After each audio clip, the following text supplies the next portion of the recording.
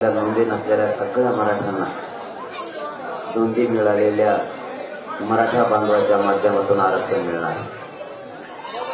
आता तुम्ही प्रचंड संख्येनं काय तुमच्या दोघांचे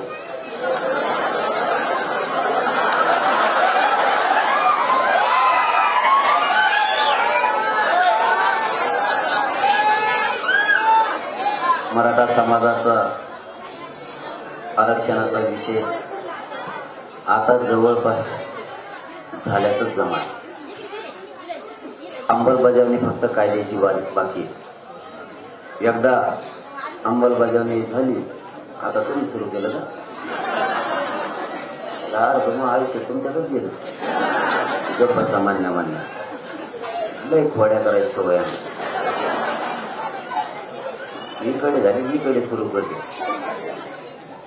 आम्हाला काय बोललं पुन्हा कोणा चालूच हाताने बोटाने पायाने डोचीत असं कबर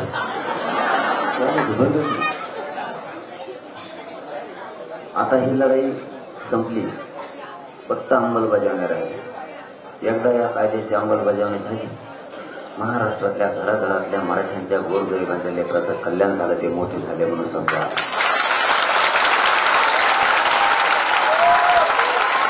बाकीचं काय होईल ते मला नाही माहित काय होईल. परंतु मी जमानावर पहिल्यापासून असं ते गावात येईल मागं कोण उभं राहिलं आणि पुढं कोण उभं राहिलं. त्या काय होईल मला माहित नाही. परंतु या महाराष्ट्रातल्या मराठा समाजासाठी मी जीवन अर्पण केले. मी मरायला पुन्हा एकदा देणार नाही. पण या कायद्याची अंमलबजावणी करण्यासाठी पुन्हा एकदा जीव पणाला लावायची माझी तयारी. परंतु महाराष्ट्रातले मराठी एकही मराठवाड्यासह एकही मराठा समाज आरक्षणापासून वंचित राहू देणार नाही. एकही. कारण आता मराठ्यांची कसरत संपली. आता फक्त एकजूट ठेवायची कायमची. आता फक्त त्या कायद्याची अंमलबजावणी करायला लावायची. ते अंमलबजावणी करण्यासाठी पुन्हा एकदा टोकाचं आंदोलन करायची वेळ आली तरी हरकत नाही. पण अंमलबजावणी करून घेतल्यास सुट्टी नाही. मी लगेच आज सुरू केले सकाळी. ते म्हणले सगळ्या सोयऱ्याचा तुम्हाला आता राजपत्रित आदेश दिलाय आदेश काढलाय. मग गप्प बसवणार. मग मी बिगत नाही बोलतो. मी लगेच ज्याची नोंद मिळाली का त्याच्या सोयऱ्याला द्यायचंय ना. ज्या सोयऱ्याची नोंद निघाली ते सापडे म्हणे. तो मी इतका गडबडे गेला ते रानातूनच धरून आणले 2 सोयरे. लगेच मोटरसायकलवर टाकले. ते म्हणलं आवड घ्या 2 सोयरे आहेत. मग यांचं नामचं लग्नाचं सोयीर पण सुरू आहे. याच्या नोंदीत नाही निघाले. म्हणलं तो आहे निघाला. ते म्हणलं हा. आणि म्हणलं मग आपल्या सोयऱ्याला मिळालं पाहिजे. म्हणलं उचल त्याला गाडीवर टाकून जाऊन तहसील. ते लगेच तहसील पुढे आंबडच्या जाऊन बसला. नाव असंच सांगतो. आंबडला जाऊन बसला. तहसीलदारने गपची अर्ज भरून घेतली. आता त्याने उद्या परदिवशी देवाचा नाही मग टाकत त्या तहसीलदाराला कासला टाकला.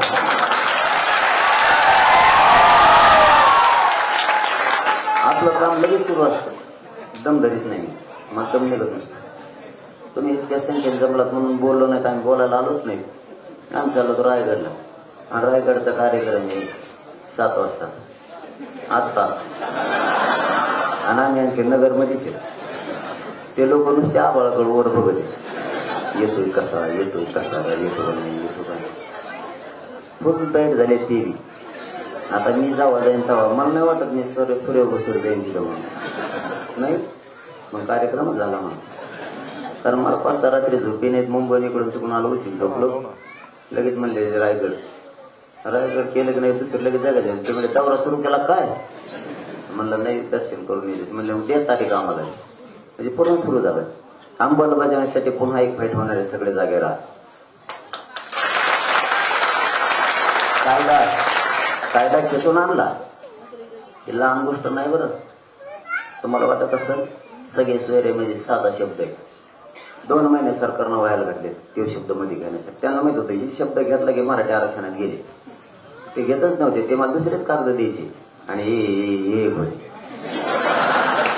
कागद आणायचं माझ्याकडे. त्यांना वाटत मी येडं का त्याच्यावर सह्या नाही भिया नाही काही नाही ते घेऊन यायचं माझ्याकडे. म्हणलं उचलले तुम्ही हे बी रडायला लागले ते म्हणले लय येडपट भेटलं होय आम्ही अधिकारी असं याला वाटलं आम्ही अधिकारी जुळवलं काय मी त्यांच्यापेक्षा पुढचं वाचायचो. आणि म्हणलं त्याला काना कस का हो केला ते म्हणलं हे झालं पाणी देणं. मग हे मला लोणाळ्यात गाठीलं. त्यांना वाटलं तिथं जुळलं मी तिथं जुळून नाही दिलं. तिथं गेल्यावर व्यासपीठावर बसलो मुंबईकडे निघायला वाशीले. इतके कागद आणले की कागद बघून म्हणलं 15 दिवस लागतील वाचायला. त्यातलं एकच वाचीला काय म्हणलं हे नाही जमत राव मला मुंबईत जावंच लागलं आझाद मैदानला. मला आत्ता रात्रीचा अध्यादेश पाहिजे. त्याला वाटलं हे अध्यादेशच समजित येते. आणि जुना 8 दिवसातच मायापुढं ठुलं ते प्रारूप आणलं होतं त्यांनी वाचायसाठी दुरुस्तीसाठी ते ठुलं मायापुढं. म्हणलं याला अध्यादेश म्हणतात का काय ते म्हणले हा. म्हणलं उठी तू याला अध्यादेश म्हणजे लगेच मुंबईत वार्ता पसरली. काही जणांचे फोन आले मला म्हणले तुमचं बाप निघाला बेट्या. नाही घेतलं कारण मला अध्यादेशच पाहिजे होता. कारण माझी जात कशासाठी आली तिथं गाड्यात थंडीत काकडत मिळत मराठ्यांचे पोरं तुमच्या कागद हातात घेऊन मला घरी जायसाठी नाही आलो आम्ही मुंबईत.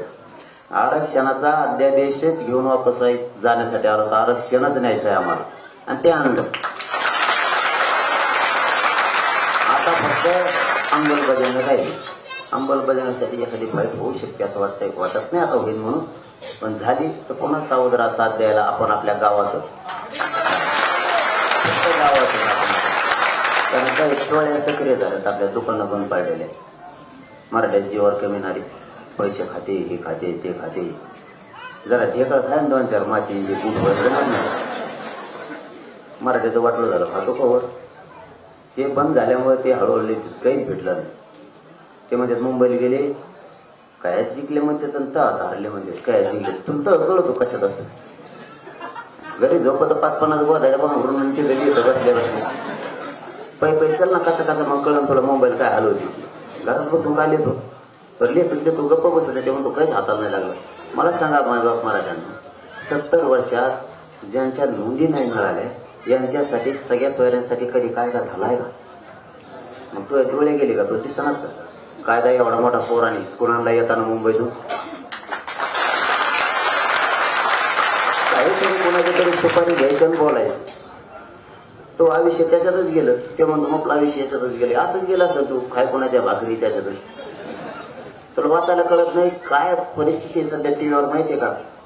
हे शब्द घेतल्यापासून आणि अध्यादेश निघाल्यापासून सगळे परेशानी. विरोधक म्हणते आपला विषय संपला.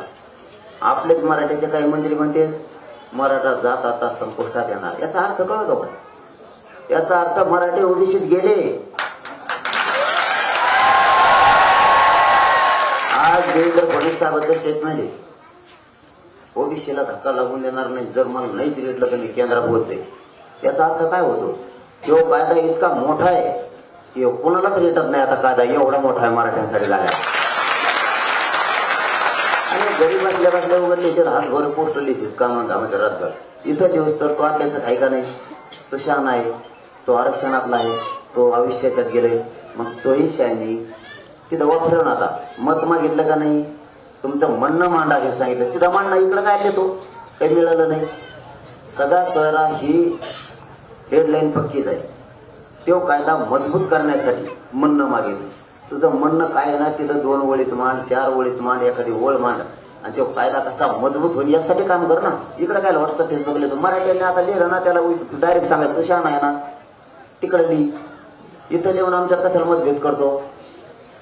काय नाही मिळालं ना कायदा तर मिळवेला त्यांनी. आता ते मजबूत होण्यासाठी तो हे सगळे अक्कल तिकडे वापरे तरी इकडे लिहिते व्हॉट्सअप फेसबुकला तिकडे नाही देत. तुला अक्कल आहे असं तुला वाटतं 1 करोड लोक एक झाले ती बी अक्कल आहे त्याला अक्कल नाही. तू लय शहाणा झाला का.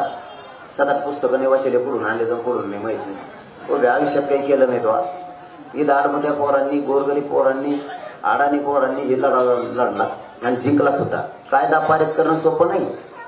कायदा पारित करणं ही साधी सोपी गोष्ट नाही. त्यातल्या त्यात मराठ्याचा पारित करणं एकदमच सोपी नाही कारण त्याला विरोध होतोच. तरी पण आता बनविला ना आता जेवढे महाराष्ट्रातले अभ्यासिक आहेत त्यांनी त्या कायद्याच्या पाठीशी उभारून तुमचं म्हणणं तिथं ताकदीनं सगळ्यांना मांडलं पाहिजे. हे कायदा चांगला आहे याची व्याख्या काही अशी करा. हे माझे 10 शब्द हे पण त्याच्यात घ्या. आमक्याचे आणखीन 20 आहेत ते घ्या. इकडे हातभार लिहितो राजभार, त्याच्यापेक्षा तिकडे लिहि ना. म्हणजे विरोधक बी अंगावर घ्यायचे आणि तुम्हाला अंगावर घ्यायचं. यांचा एकच प्रॉब्लेम आहे, तुम्हाला मी खरं सांगतो. यांना वाटतं मी बाजूला निघाव, कारण ह्यो आरक्षणाचा विषय संपवायला लागला आणि यांच्या दुकानदाऱ्या बंद पाडल्या. कारण यांना मराठ्या जीवावर मोठं व्हायचं होतं. मला काय मराठ्या जीवावर मोठं व्हायचं नाही, मला गोरगरिबाचे पोरं मोठे करायचे. मला पैसे मला काय याच्यातून आंदोलनातून कशातून पैसे नाही कमायचे, यांना पैसे कमायचे दिसते. म्हणून यांचा हे उद्योग सुरू आहे. यांना वाटतं मी बाजूला निघाव, म्हणजे मी बाजूला निघलो संपल्याशी, कारण मी इमानदारीनं काम करतो. मी मॅनेज होत नाही, फुटत बी नाही. ही प्रॉब्लेम आहे. त्यात मराठ्याच्या काही 5-50 जण आहेत महाराष्ट्रात, त्यांचा ते प्रॉब्लेम. पण मी आणि माझा मराठा समाज आम्ही दोघंही एकत्र आहे, कारण आम्ही गोरगरिबाच्या लेकराचं कल्याण करतोय. मला द्यायचे मराठा म्हणून बाजूला करत बाजूला आणि एखाद्या डोंगरात जाऊन बसत. पण तुम्हाला सध्या तरी संधी देत नाही मी. मराठ्याच्या पदरात शेवटपर्यंत आरक्षण पडेपर्यंत सगळ्यांना. तुला काय लिहायचं लिही, कवर लिहि, कोण देत काय कर, खाली कमेंट वाचल्यात तुला गोडेच येत नसते. ते कमेंट वाचतच नाही. ते पहिलीच एक वाचली, दुसरी वाचतच नाही. दुसऱ्यात त्याचा मूडच गेला.